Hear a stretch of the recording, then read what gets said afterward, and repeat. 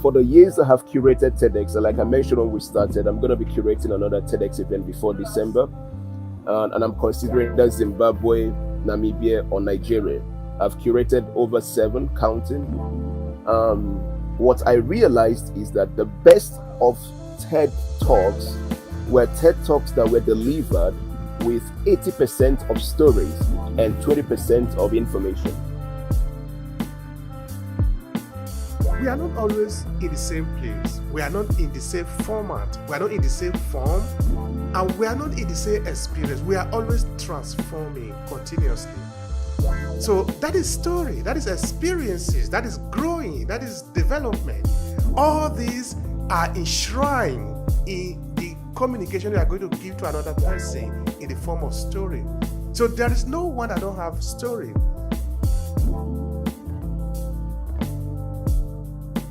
Stories, I mentioned in one of the other rooms, that stories give us that opportunity to view the world and understand the structure of the world. It helps us make sense of the world, make sense of how we walk in the world. And for Africans in the diaspora in particular, this is an even more important thing to do, not only for the reasons I've just mentioned about, but for our unique stories and legacies impact trauma of slavery, colonization, and various forms of discrimination. All these things play a powerful role in our lives. How we show up today, how we continuously are being triggered every second of the day. You can't, every day.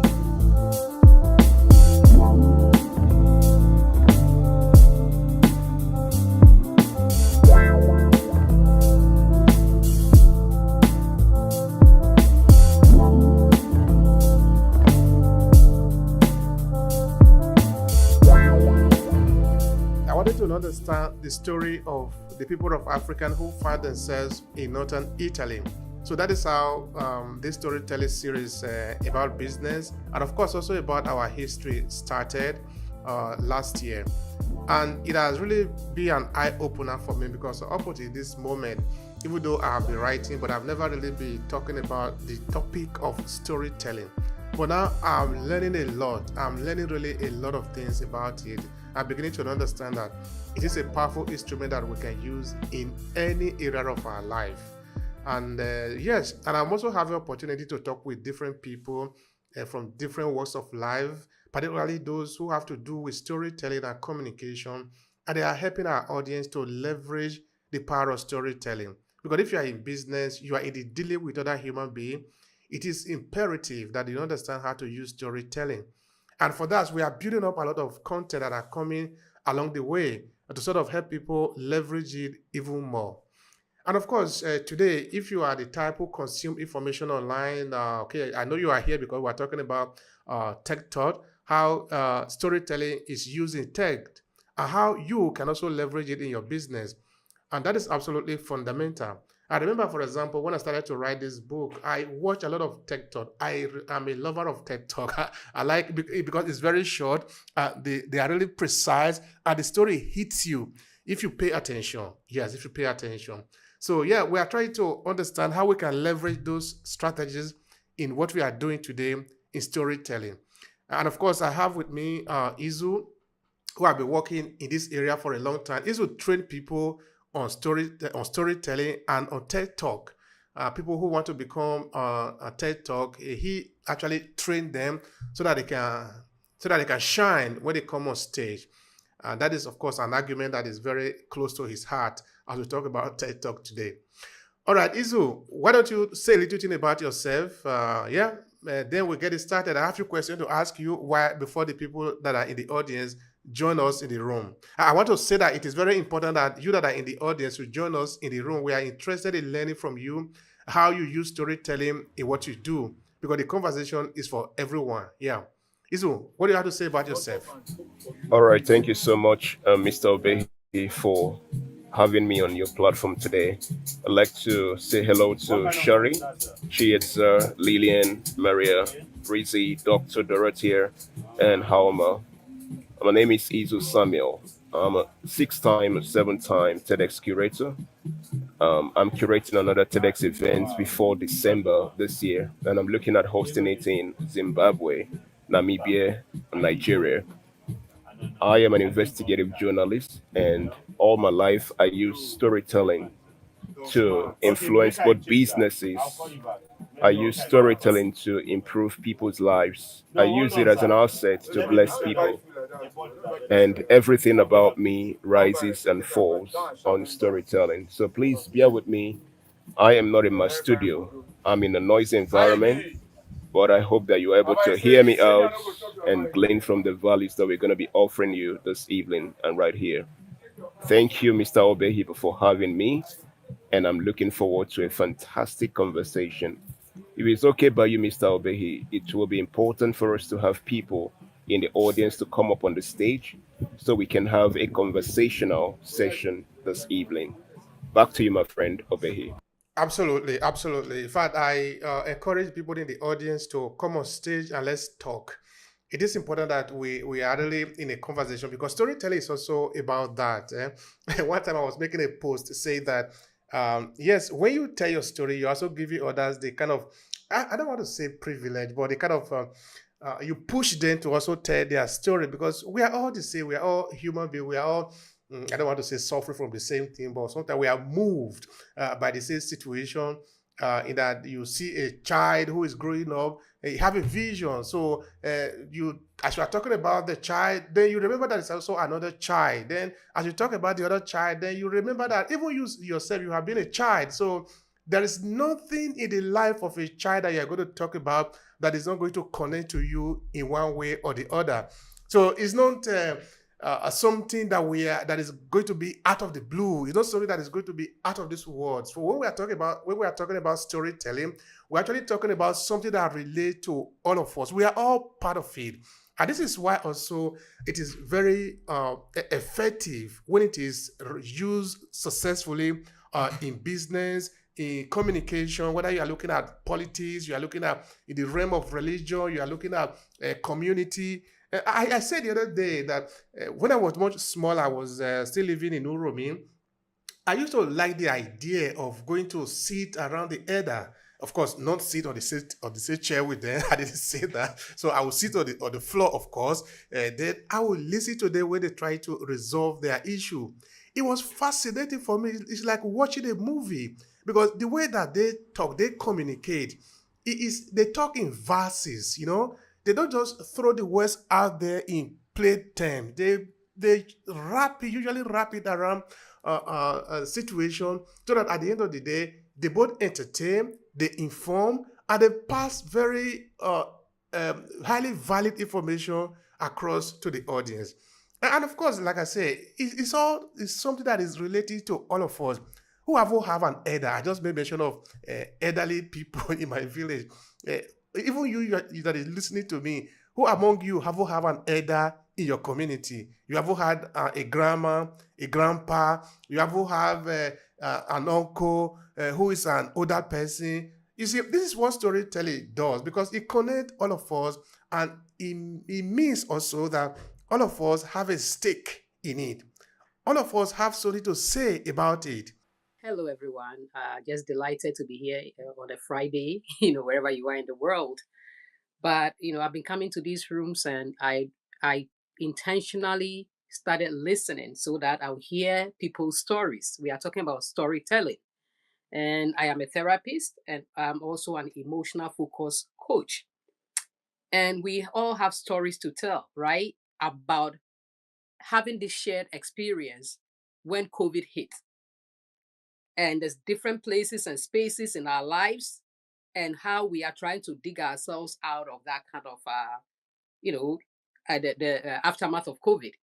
It is economics. It hit some people, globally. There were more deaths, I would say, in the West, but I would say that in Africa, so the death happened in the West, but Africa bore the economic brunt, and countries are still and families are still trying to dig themselves from that hole.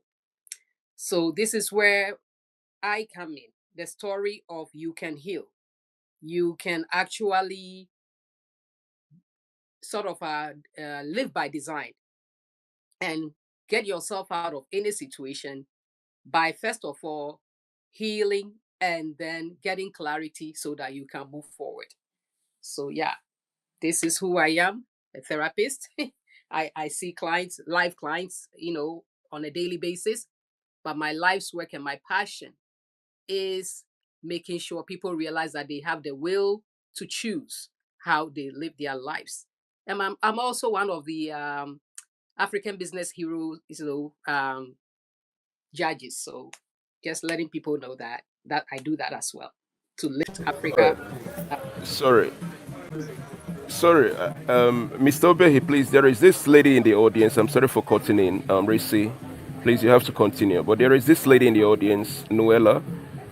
She was having a fantastic conversation the other day on gender equality and management. So if you can also invite her up, that would be great.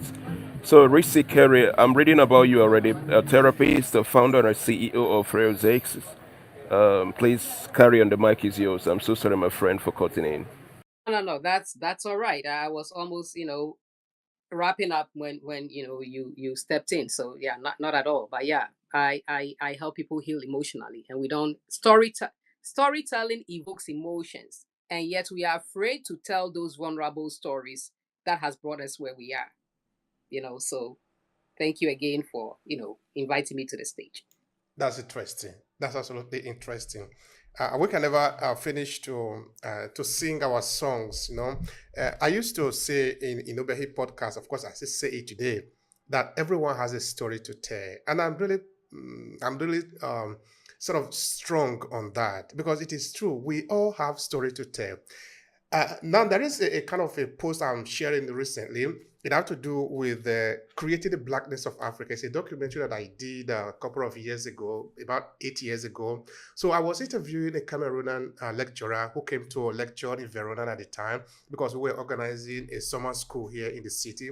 So I was sort of provoking him to the idea that some European said that Africans have no history. Then I was asking him, what is your take on that? Of course, you will see that in the documentary if you watch it. Of course, I've not yet uploaded the documentary. I'm thinking of uploading it to YouTube soon. So he was saying that even a stone have story. Even a stone have story. So for the fact that water or rain have been falling on stone for several years, that is a story because it's an event. Something have happened. So for somebody to say that in Africa there is no story, well, we don't even know what we want to tell those people. Why I'm saying that is a confirmation of what Risi has said, that we all have story. All of us have story. There is none of us that don't have story because something have happened to you. How did you get to this point? Les Brown was saying one time that there was an army general who went to Europe to train. Then when he got back, he was usually asking the people that he was training, where have you been? Because we are not always in the same place. We are not in the same format. We are not in the same form. And we are not in the same experience. We are always transforming continuously. So that is story. That is experiences. That is growing. That is development. All these are enshrined in the communication you are going to give to another person in the form of story. So there is no one that don't have story. That is why I really so believe on that we all have story to share. And that is also why a company like TED Talk have become very powerful. Not because they share statistics. Because if we are looking for statistics, for example, in Italy, for example, we have the National Institute of Statistics. If that is what we are looking for, we should go to statistics. Every country have an institute of statistics where they usually do all the balancing of trade and balancing of sheet, how many people come in, how many people died, how many people went, how many people do we have in the military, how many doctors do we have, how many reverend father do we have. Those are statistics. But that is not really what moves the human emotion. What moves the human emotion is the story. That is what makes TED super, make it different from many other industries out there today. And that is why we are talking about it. What can we learn from it? Dr. Dorothea, it's your turn. Please share with us. We are here to listen to you. Thank you. Thank you. Good morning.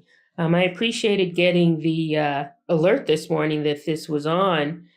And I just want to tell you, so what I have gotten since I've been on LinkedIn, really on LinkedIn, which has been about the last year and a half since COVID, but more so even after finding one person in particular, which some of you may know, Zion. So what I've learned is I came to LinkedIn to learn about more about my area of expertise, to learn more about areas that I've become more interested in. And mainly, I live in the US. I'm an African American. Things happen. And I've become more interested and more engaged with the diversity, equity, and also really more of the belonging in terms of working in the world and such. And so I've listened to understand. What I've gotten out of it is a lot of healing, being engaged with positive communities. So healing emotionally, healing physically. I've gotten advice from people that has helped me. Friendship and opportunities to help others and to mentor others, and to connect really with the world in a way that really wasn't possible before then. Connecting to some friends that I haven't seen in a long time, to colleagues that I haven't seen in decades, and really, so I'm on this call right now. And one of the things that it's really helped me to do is to connect to my roots. I am an African whose ancestors were stolen and brought here. And I have never been able to connect in the way that the internet, that link connect. And that is something that I'm so appreciative of. And along with that, really fully understanding and fully grasping the importance of storytelling to help people to connect and to help people to understand what it is you're trying to convey. And I really appreciate the communities that I've been engaged in. And I absolutely appreciate the Africans in Africa that I've been able to connect with that have helped me to become more grounded in storytelling and appreciative of it. And I thank all of you out there in the world. And yes, I am taking you as a whole and accepting you as my family in some way, shape, or form. And I appreciate you for giving me the opportunity to come to the stage. I can't be here long because I have a meeting soon, but I wanted to come to the stage and to say that. I thank all of you in Africa. You are in the world for engaging in these communities and sharing yourself with me. Thank you so much for that. Thank you so much, Dorothea. That is really powerful. This is what it's all about. We are here to connect. You see, I want us to think back that that is something that we need to do among the African diaspora and also the Africans in Africa. Is we need to expand on exactly what we are doing now, which is the telling of our story, the connection, the listening to ourselves, because it helps us to heal. Rizzy was talking about that just now, how she uses story in this line, looking at, for example, what has happened during the COVID-19. You see, at the end of the apartheid regime, and also at the end of the genocide in Rwanda, people were brought together to listen, to talk. Because talking to one another help us to heal ourselves. For several thousands of years in Africa, when there is a conflict, the elders will sit down and bring both the offender and the offend to talk. Do you know that the idea of going to prison is something that is not even very popular among Africa, but we always have a way of healing. The healing part is important. We need to heal ourselves. It is not just enough to say, that person have committed a crime, let's shoot him. That is not our way of life. We will have to look for a way to heal ourselves, irrespective of where we find ourselves. And for those of us in the diaspora, this is particularly important. We are going through a tremendous amount of stress. Sometimes, in the first book from this series, not in the storytelling series, but in the series itself that led me to this, which is the research about the African presence in Italy. I said one time, looking at the experiences of why people usually go to the church to pray. I said in the book, you don't need to look at it as just going to pray. Look at this as people going together to fight against something. What are they fighting against? They're fighting against solitude. Because in Europe, okay, I'm in Europe, maybe that is why I'm reflecting about more about Europe, but I believe it's the same, even if you were to be in Canada or in the United States, we are alone in most of the cases because the way the system is set up, because we are not in charge of the system, because we are not in control of it isolate us a lot. It make us being alone. So the only way we can sort of unify ourselves and be strong, can be there for each other, is to hear each other, is to listen to each other, is to embrace each other. Because we need this for ourselves, to tell our story and to listen to ourselves. This is how we are going to heal ourselves. Anyway, I could really go on this because it touches my soul. Because this is the very heart of what we are doing here, of sharing this story. It's not just about statistics, it's not just about because I want to tell you that I have written a book. That is not the essence. The essence is exactly listening to one another. And we need more platform to be able to do that because as we are doing that, we are healing ourselves, listening just to ourselves. Before I give the room to Gloria Tino, I want Isu to say something relating to the topic of today. And also, this is in line with what Dorothea is saying, the connection. Isu, what do you say about how TED Talk uses storytelling to build connection with the audience? Because I was saying before that I love TED Talk because of the connection, because when I listen to the story, it touches me. Tell me about that because you are really at the center of this. All right. So when the word TED is mentioned, when the word TED is mentioned or TED Talk is mentioned across the globe, the reason TED has grown to the point it has grown is because they understand the power of using story to project ideas. They understand the power of using stories to explain the concepts of businesses and the operations of businesses. The reason TED has got into many nations across the globe is because TED was built on the formation of ideation, and ideation is incomplete without storytelling. So, this is why, if you're a business here, if you run a business, you an individual, you want to reach out to many people, the use of storytelling cannot be overemphasized. It cannot be downcasted. Like everything that talks about excelling in business, excelling in any formation of analysis you want to talk about, you cannot extract storytelling from it.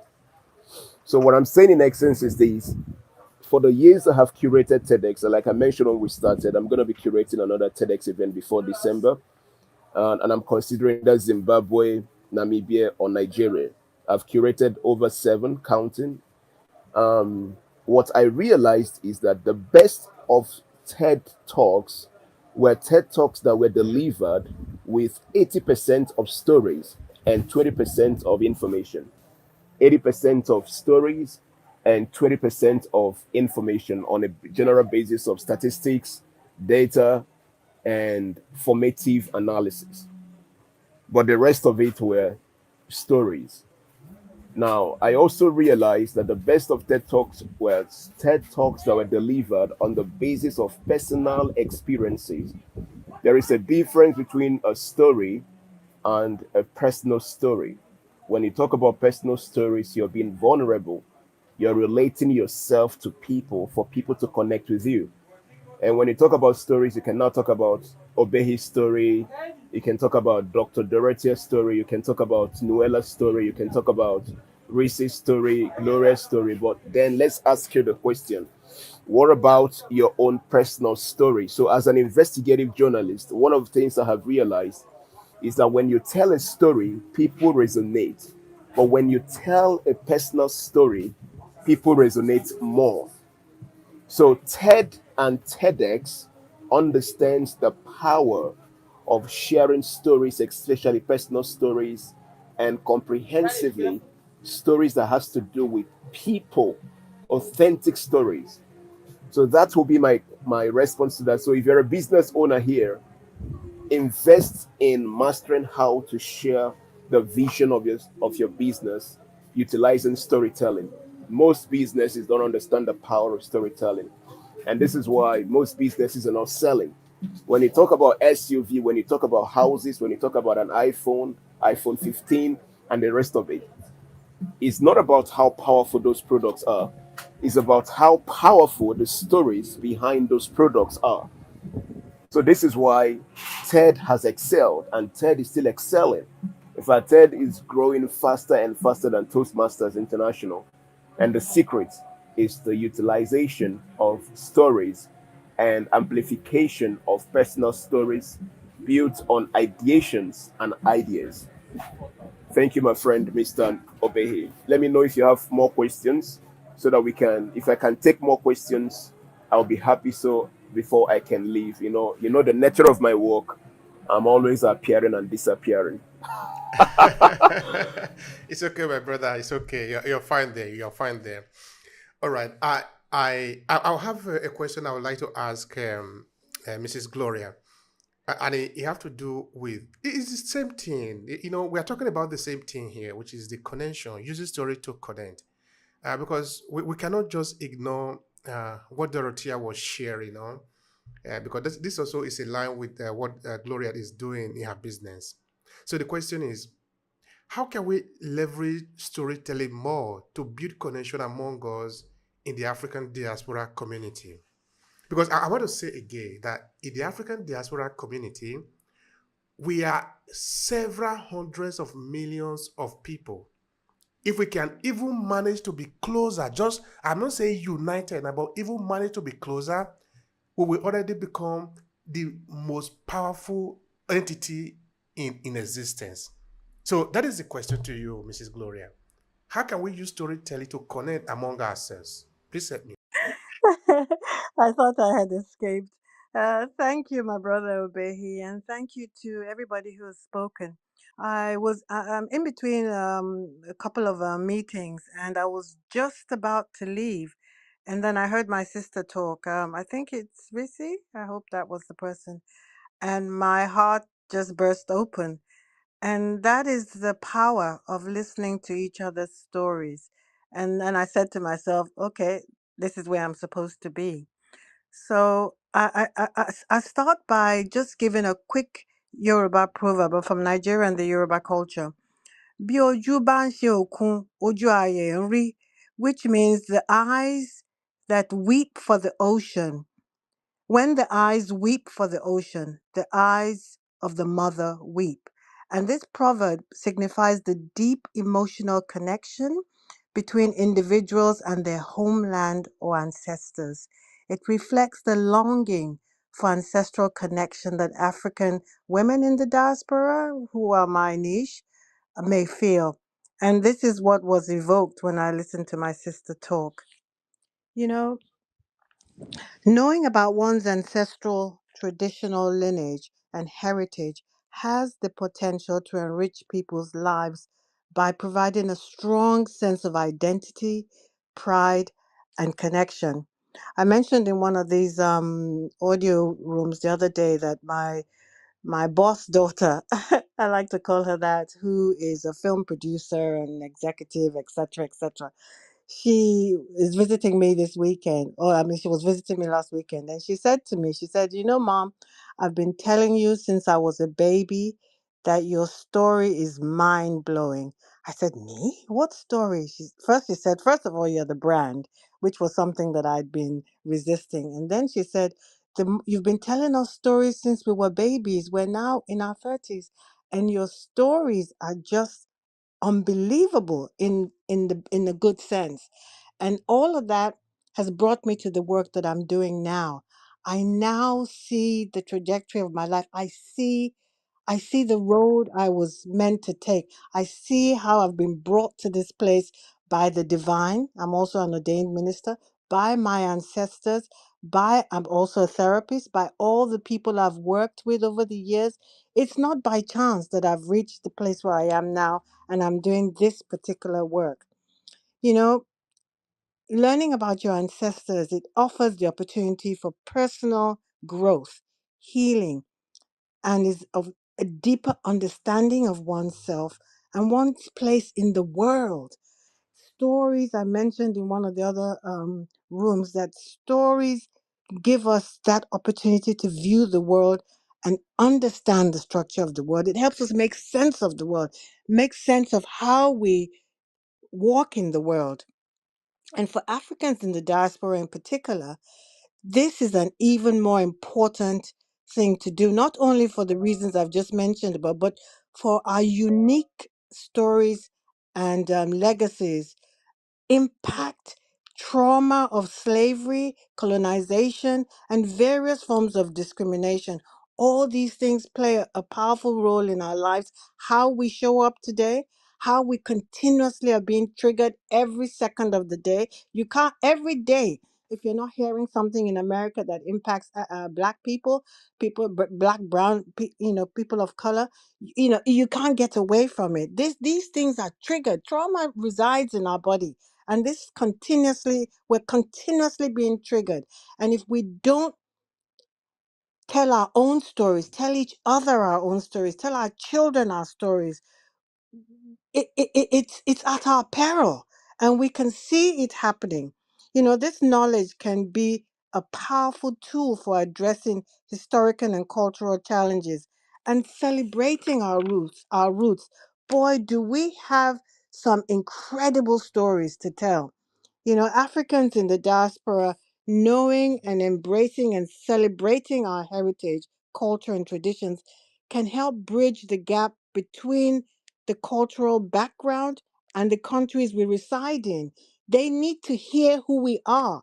We need to get rid of all the narratives that are already there. We've heard it all before. It's boring. We have original stories to tell, but we have to find our own stories. We need to talk to our elders, talk to family members, do our research. It's all there. We just have to make the effort, be intentional about it. Celebrating your heritage can instill a sense of resilience by drawing strength from the wisdom and experience of our ancestors who have faced adversity. What we're going through today, our people have gone through that and a zillion times more. Africans in the diaspora, and particularly our children, they are lost to the distraction that is all around them, and we need to inform them about their ancestors. Again, I was saying in a room the other day, my married name is Ogunbadejo, but my maiden name is Ogundikpe. And in the Yoruba tradition, Ogun is the god of iron, the god of war, the god of technology. I was telling my children, I said, my maiden name is Ogundikwe. Your father's name is Ogunbadejo. You've got two hits of Ogun. So these people were warriors. They were, intellectuals. They were artisans. They think of yourself like that. And when I told my daughters, I could see them, their eyes light up. This is what we need to do. We need to give our children that sense of uh of of of a knowledge of who and where they've come from. We may not have all the information, but we can find it. It just takes a few hours talking to the elders, talking to family members, and like I say, doing the research. You will find information. The loss of identity, cultural disconnection, cultural erasure, poor self-esteem, poor self-worth, loss of culture, all of and a lot more is tearing us apart. But we are all, what we're doing here today and we continue to do is building ourselves back up. And this is something that we need to continue doing. As I continue to explore and learn about my culture and my traditions, I think and negotiate my way in the world with much more authenticity. I wake up excited. When I open my eyes, I've always been a positive person, but when I open my eyes every day now, I think, yeah, okay, let's get it. I've got that sense of, I've got something running through my DNA. I understand it. They have brought me to do this work I'm doing today. So I know I'm where I'm supposed to be. And let me stop here. Thank you very I much. share. Thank you. Thank you so much, sister. Thank you so much for that. You are doing wonderful work in your work. Maybe when you speak again, people need to understand that to connect with you also on that. That is very important because Gloria is doing fantastic work that I really reverend a lot. All right, now I want to ask Rizzi something before I move to Izu. How okay now because you are a therapist, would you like to share with us how you use storytelling in it and how all the people in the audience can also use it in their own little way to build up themselves, to connect with the other in their environment, in their sphere, because we are looking for more connection to work together to heal ourselves most importantly. Now we do this of course by listening and by sharing our experiences. Help us understand how you would recommend that storytelling should be used, at least from your point of view as a therapist. That is an awesome question. And you know what is interesting? What I share in common with all of you is my last name actually is Adeluoye. That's my maiden name. This name, Carrie, is by marriage, you see? So I have this opportunity to be in spaces where people don't even know my identity, right? And so talking so I can hide, really, or I can just be. And Izu talks about being an investigative, journalist. I have been investigating lives all this time. So the way I use story is to emerge and immerse myself, right, into spaces. But we all have a shared common humanity, and that is why I brought the COVID experience. Because when I'm cut right now, the blood you will see will not say, in an African blood or whatever. It is blood, right? And that blood tells stories. People's blood, people don't realize their blood actually tells stories because doctors will ask you to go and do blood work so they can tell the story of your health, right? So for me, therapy as a therapist and as an emotional focus practitioner and coach, your past, right? The past is the blood I draw from people to inform how we can curate their healing going forward. And so I have a 21-day emotional release. And my sister Gloria said it so beautifully. Because you see, in therapy, when people are in the deep end of depression, what we say is that they are ruminating about things in their past and they are stuck in the past, right? And do you know that people, the bridge to that is people who also have anxiety, severe anxiety, are also worrying about things that have not happened in the future. But there is the middle, right? We don't address the present, where I am now. We are either in the past or in the future. So my work as a therapist or as an emotional coach is to bring people's past and say, hey, this is where you've been. See how Gloria shared what she told her daughters, and guess what? Their face lit up. She tapped into an identity piece that resonated with them. And then for me in my work, then we start building. But we just don't build. I tell stories of how our body works, how your nervous system works, how breathing can help you take control over your mind. And those stories, when they resonate with people and I give them the tools, then they are able to say, wow, so I'm that powerful. Because the story I tell is, would you accept watching your car drive itself when it's not a self-driving car, right? And it's going, and people are like, wait a second. No, no, no, no, no, I'm going to react. I say, but guess what? You have allowed your emotions to be driving you willy-nilly. And I shock them first, right, with that story and tell them the same way you will not accept the fact that your car moved without you putting the key in the ignition is the same way you can use, you know, protocols, modalities, and things based on science, evidence, and how our human body works to begin to take control of you. So this is how I use storytelling in my work. Thank you so much for that. That looked for me like a small coaching, and I've gotten the value from it. Thank you so much. I believe that the audience have gotten the value. If you get the value, just put a sign there, a sign of love or anything, so that we know that we are. Yeah, yeah, yeah, yeah. That is true. That is true. I've gotten the value from there. Thank you so much. We are planning to organize a training that is going to help people to understand storytelling even more. Because as you can see, as you can already deduce from what we do here, we are really fully into storytelling. We are not just touching it. We are not just saying it to make people happy. We are really into it. In fact, in our business plan, which of course is not yet open to the public, we are planning to set up a research center in Nigeria that is entirely dedicated to storytelling. You might say, but why that? Why going that extra mile? The way we are setting it up is that this center is going to encompass a lot of things. Because it's a research center, of course. We are going to really invoke the power of our ancestors to know who they are and what we can leverage from them. The idea of oral narration, this idea of sitting down together and listening, this idea of bringing our elders down and asking them questions, documenting it and putting it down. Because we are conscious of the fact that we are not living forever. But we know we have an obligation towards the younger generation, those who will be here 500 years from now, those who will be here 1,000 years from now.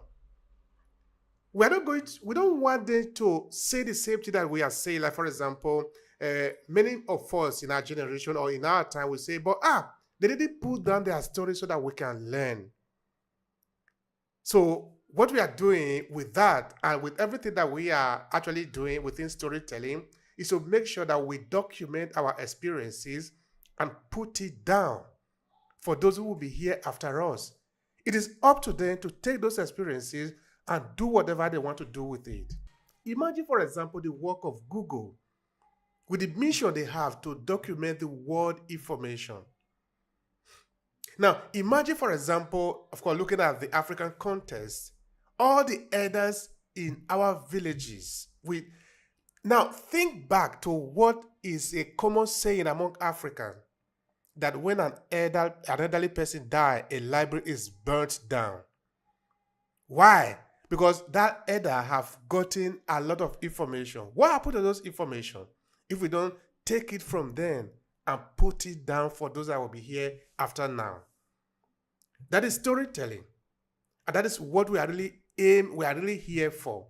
And of course, for those of us that are in the diaspora, we could leverage this more by organizing from time to time events where we will sit down and talk. Let's hear each other. You see, the other day I was interviewing a US lecturer. Just like, for example, like Dorothea was feeling a little bit emotional just now. She was about to cry too, but I told her, I said, listen, sister, we can cry here. This is a safe place for us. We are talking to one another, and we need to do this.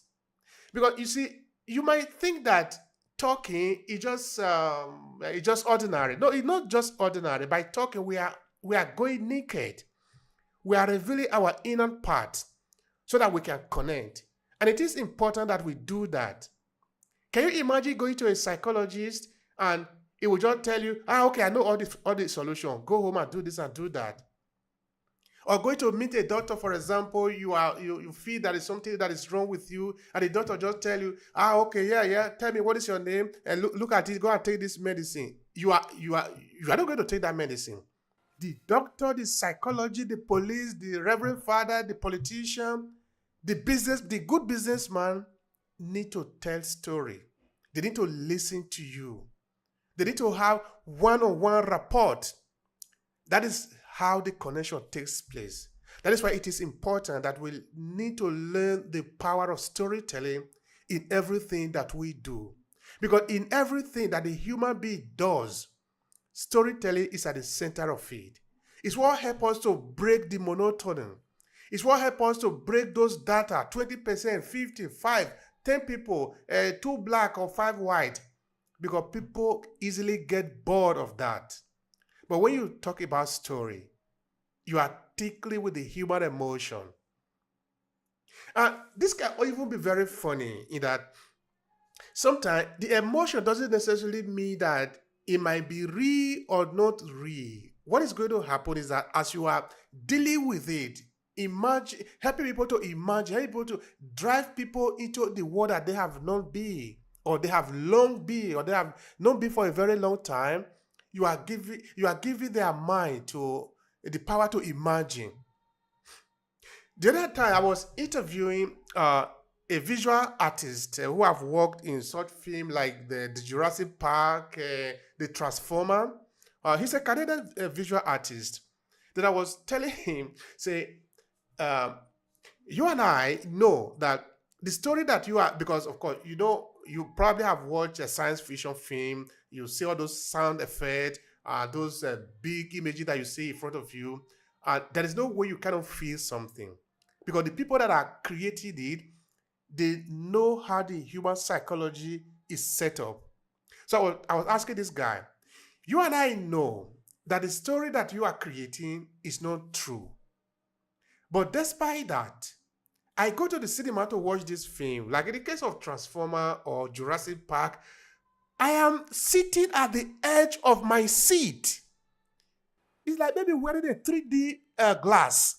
You are the only person that is seeing the reality according to your own version of the glass, of course.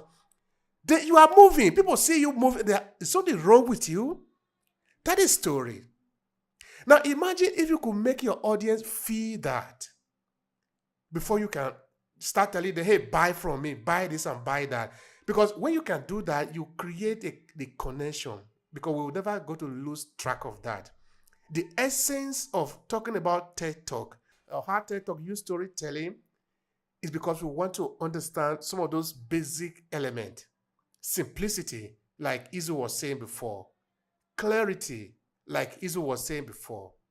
The authenticity, the human passion and emotion that is delivered in those 18 minutes. When you do that, you connect. Now, for an example, for how long did Dorothea talk just now that many of us connected with her? That is the question. That is what we are talking about here. So if you are in business, in any area that you are in dealing with human being, you need storytelling. There is no two ways about it. You need to be able to leverage this power of tapping into human emotion. Because if you can do that, then half of what you are selling is already done. But what is the consequence of not doing that? That you are going to do what they call hard selling. You are going to explain everything. You are going to say everything, and that makes people bored. You don't want to bore people. Connect with them at an emotional level, so that at one point, they might even be the one to tell you, okay, but how much is it? That only happens after you have created the connection. Until the connection is created, there is another thing that happens. It's called a barrier. Now, imagine you are going to meet somebody, you are telling the person, I'm going to sell you an iPhone, or I'm going to sell you a computer. The person might actually need the iPhone or need the computer.